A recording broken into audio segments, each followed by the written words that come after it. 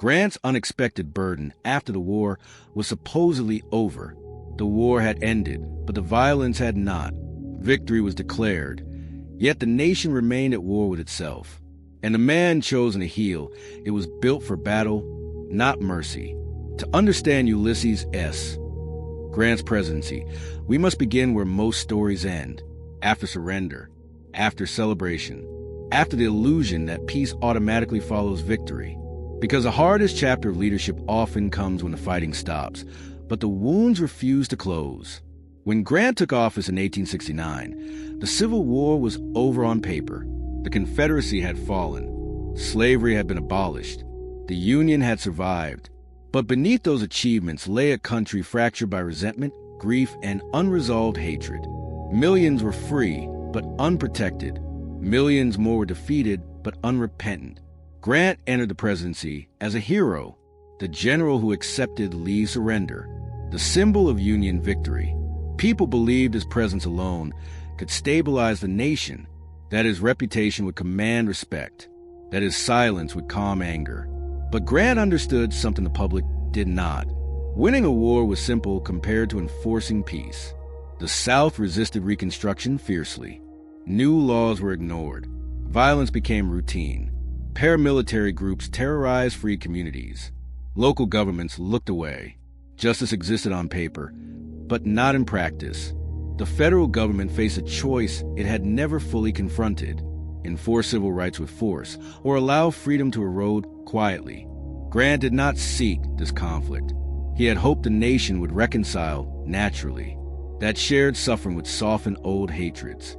Instead, he watched the country drift toward a new kind of war, one without uniforms, one without clear battle lines, one that targeted civilians instead of soldiers. The presidency placed Grant in an unfamiliar role, not commander of armies, but guardian of fragile peace. He now had to decide whether federal power would defend equality or retreat in the name of calm, whether victory would mean justice or merely silence. This was Grant's unexpected burden, the realization that the war had not truly ended.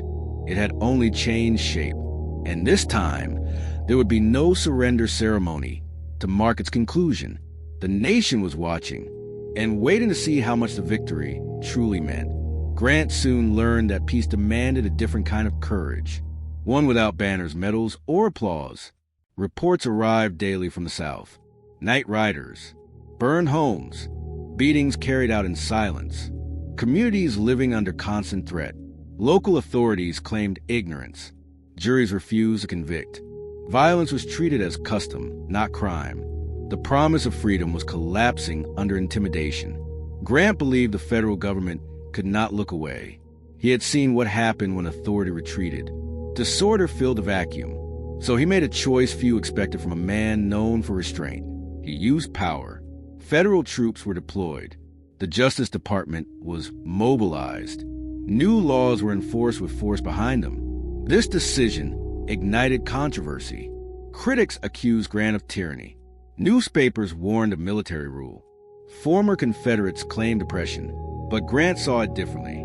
He believed the law meant nothing if it could not be defended. Equality was not self-enforcing. It required protection.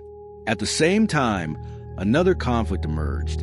Corruption spread through the federal government. Friends betrayed trust. Officials exploited chaos for profit. Grant, loyal by nature, struggled to see betrayal clearly. His instinct to trust those close to him became a vulnerability. The presidency now demanded judgment beyond the battlefield. There were no clear enemies, only blurred lines between loyalty and abuse. Each scandal weakened his authority. Each defense cost him credibility. Grant found himself fighting on two fronts, one for justice, one for integrity. Public support wavered. Some praised his resolve. Others condemned his methods. The nation grew tired. Reconstruction fatigue set in. Calls for unity began to outweigh calls for justice. And Grant felt the shift. The conflict deepened here, not between North and South, but between enforcement and exhaustion, between protecting the future and calming the present. Grant knew what retreat would mean. Violence would return quietly. Rights would fade slowly. Yet continuing demanded political capital. he no longer fully possessed. And the burden pressed heavier with every passing day. The burden reached its breaking point as resolve met resistance. Grant discovered how fragile victory truly was.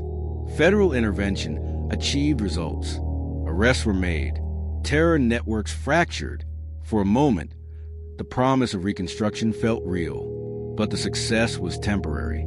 Each advance triggered backlash. Each enforcement effort deepened resentment. Violence adapted rather than disappeared. Meanwhile, scandals multiplied within Grant's administration. Bribery schemes, misused funds, loyal aides exposed as opportunists. Grant defended them longer than he should have, believing personal honor still meant something in politics. That belief cost him dearly. Public trust eroded. His authority weakened. The emotional conflict sharpened here. Grant understood the stakes better than most. He had seen the cost of retreat during the war. Yet now, retreat came disguised as reconciliation.